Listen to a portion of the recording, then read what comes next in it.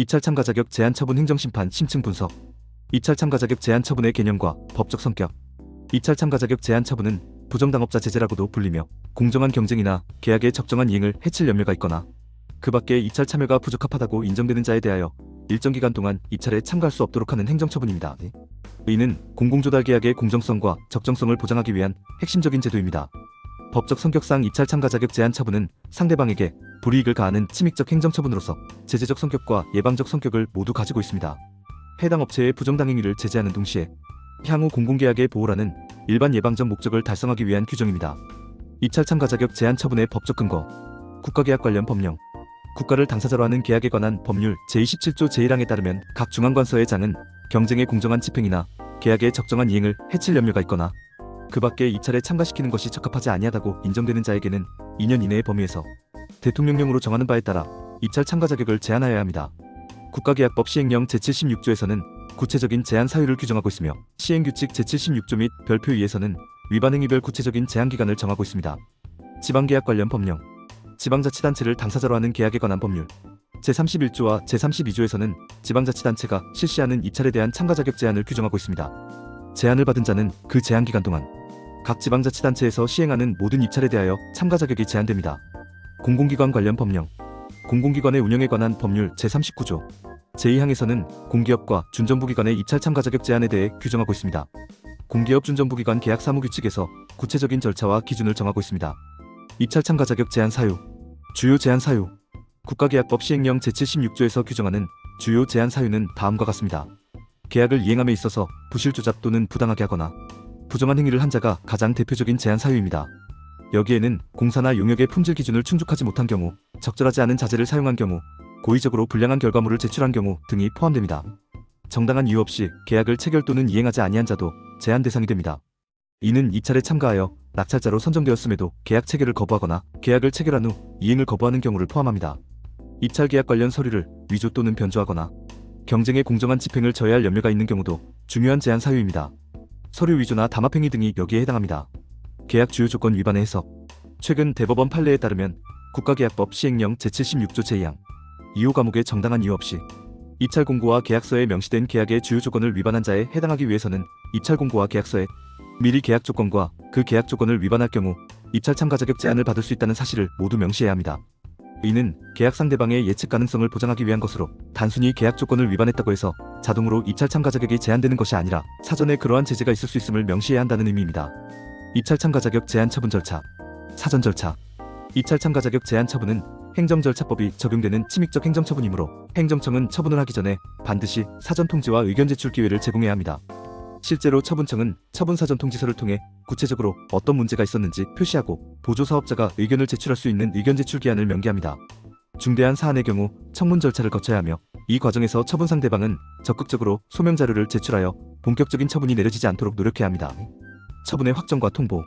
입찰 참가 자격 제한 처분이 확정되면 각 중앙관서의 장은 그 제한 사실을 즉시 다른 중앙관서의 장에게 통보해야 합니다. 또한 조달청장이 운영하는 국가종합전자조달 시스템에도 다음 사항이 등록됩니다. 업체명, 성명 및 사업자 등록번호. 입찰 참가 자격 제한 기간. 입찰 참가 자격을 제한하는 구체적인 사유. 입찰 참가 자격 제한 처분이 집행정지된 경우 그 집행정지 또는 집행정지의 해제 사실. 행정심판을 통한 구제 방안. 행정심판의 요건과 절차. 입찰 참가 자격 제한 처분에 불복하는 경우 행정심판을 청구할 수 있습니다. 행정심판은 처분이 있음을 알게 된 날로부터 90일 이내에 청구해야 하며 처분이 있었던 날로부터 180일이 지나면 청구하지 못합니다. 행정심판 청구 시 주의할 점은 제소기간을 엄격히 준수해야 한다는 것입니다. 이 기간을 놓치면 구제받을 기회를 잃게 되므로 처분 통보를 받는 즉시 전문가와 상담하여 대응 방안을 수립해야 합니다. 행정심판의 판단 기준. 행정심판에서는 다음과 같은 사항들이 주요 쟁점이 됩니다. 첫째, 처분의 법적 근거가 적절한지 여부입니다. 처분청이 어떤 법령에 근거하여 처분을 했는지 그 법적 근거가 해당 사안에 적용될 수 있는지를 면밀히 검토해야 합니다. 둘째, 처분 사유가 실제로 존재하는지 여부입니다. 처분청이 주장하는 위반 행위가 실제로 있었는지 그 위반 행위가 법령에서 정한 제재 사유에 해당하는지를 다툴 수 있습니다. 셋째, 처분이 비례원칙에 부합하는지 여부입니다. 위반 행위의 정도에 비해 제재가 과중하지 않은지 다른 유사 사례와 형평성에 맞는지를 주장할 수 있습니다. 집행정지 신청의 활용. 집행정지의 필요성. 입찰 참가 자격 제한 처분은 그 효력이 즉시 발생하므로 해당 업체는 처분 기간 동안 모든 공공입찰에 참가할 수 없게 됩니다. 이는 기업에게 회복할 수 없는 경영상의 손해를 가할 수 있으므로 행정심판이나 행정소송과 함께 집행정지를 신청하는 것이 중요합니다. 집행정지는 본안 심리가 진행되는 동안 처분의 효력을 일시적으로 정지시키는 제도로 긴급한 필요가 있고 회복하기 어려운 손해가 예상될 때 인정됩니다. 집행정지의 효과와 한계. 집행정지가 인정되면 해당 기간 동안 입찰 참가가 가능해집니다.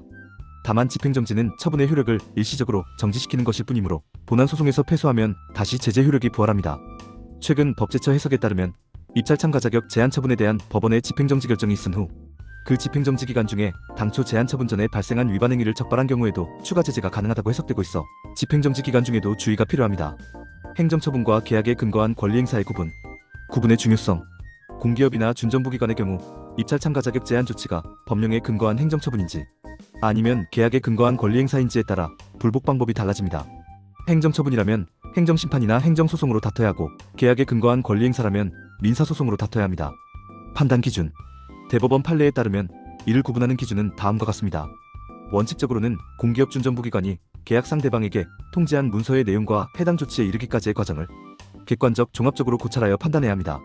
그럼에도 불구하고 법령에 근거를 둔 행정처분인지 아니면 계약에 근거한 권리행사인지 여부가 여전히 불분명한 경우에는 그에 대한 불복 방법 선택에 중대한 이해관계를 가지는 조치, 상대방의 인식 가능성 내지 예측 가능성을 중요하게 고려하여 규범적으로 이를 확정함이 타당합니다. 효과적인 방어 전략. 사전 대응의 중요성. 입찰 참가 자격 제한 처분에 대한 가장 효과적인 방어는 사전 단계에서의 적극적 대응입니다. 처분 사전 통지서를 받으면 즉시 전문가와 상담하여 의견 제출서나 청문 과정에서 면밀한 법리적 주장을 펼쳐야 합니다. 실제 사례에서 법무법인이 의견 제출, 청문 등 행정청 대응 단계에서 면밀한 법리적 주장을 펼친 결과 공기업이 자체적으로 입찰 참가 자격 제한 처분을 하지 않는 결정을 내려 복잡한 소송 절차를 거치지 않고 처분을 면한 경우가 있습니다. 법리적 쟁점의 활용. 입찰 참가 자격 제한 처분에 대한 방어에서는 다음과 같은 법리적 쟁점들을 적극 활용할 수 있습니다. 첫째, 처분 요건의 엄격한 해석입니다. 법령에서 정한 제재 사유에 해당하는지를 엄격하게 해석하여 해당 행위가 실제로 제재 사유에 해당하는지를 다툴 수 있습니다. 둘째, 절차적 하자를 주장할 수 있습니다.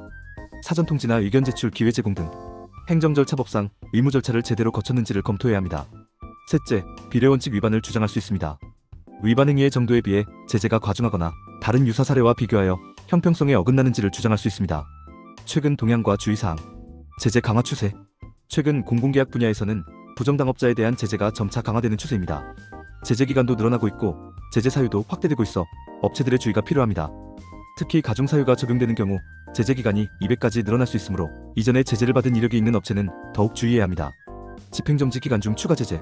최근 법제처 해석에 따르면 집행정지 기간 중에도 이전 위반 행위가 적발되면 추가 제재가 가능하다고 해석되고 있습니다. 이는 집행정지 결정을 받았다고 해서 완전히 안전한 것은 아니라는 의미이므로 집행정지 기간 중에도 지속적인 주의가 필요합니다. 결론. 입찰 참가 자격 제한 처분은 기업의 생존에 직결되는 중대한 행정처분으로 처분을 받으면 최대 2년 동안 모든 공공입찰에 참가할 수 없게 되어 회복할 수 없는 경영상의 손해를 입을 수 있습니다. 따라서 이에 대한 대응은 신속하고 전문적으로 이루어져야 합니다. 행정심판을 통한 구제에서는 제소기간을 엄격히 준수하고 집행정지 신청을 통해 즉각적인 피해를 방지하는 것이 중요합니다. 또한 사전 단계에서의 적극적 대응이 가장 효과적이므로 처분 사전 통지를 받는 즉시 전문가와 상담하여 체계적인 방어 전략을 수립해야 합니다. 법적 쟁점으로는 처분 요건의 충족 여부, 절차적 적법성, 비례원칙 준수 여부 등을 꼼꼼히 검토하여 방어 논리를 구성해야 하며 특히 공기업이나 준정부기관의 경우 행정처분인지 계약상 권리행사인지를 명확히 구분하여 적절한 불복 절차를 선택해야 합니다. 당신의 생각을 댓글로 남겨주세요. 영상이 도움되셨다면 구독과 좋아요,